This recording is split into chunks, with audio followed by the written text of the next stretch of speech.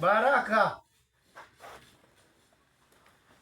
Sasa huyu atakayembariki huyu atabarikiwa kutokea hapa, hatatokea hapa, ila huyu baba Ibrahimu ametoa chanzo chake kutoka kwa Mungu. Bwana Yesu asifiwe sana. Ametoa chanzo chake kutoka wapi? Kwa Mungu. Kwa Mungu.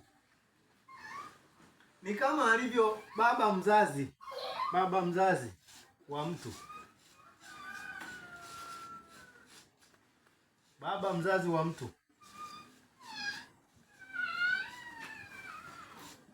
anapewa mamlaka ya kubariki kutoka kwa baba, sio yeye.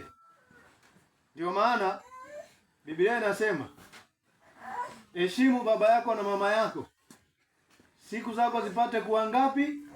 2. Nyingi. Kwa hiyo ukitaka siku zako zote zitimie, huyu amepewa mamlaka asupply siku zake zitimie kwa watoto wake. Wabariki. Wewe mtoto, kutakuwa na kikwazo hapa.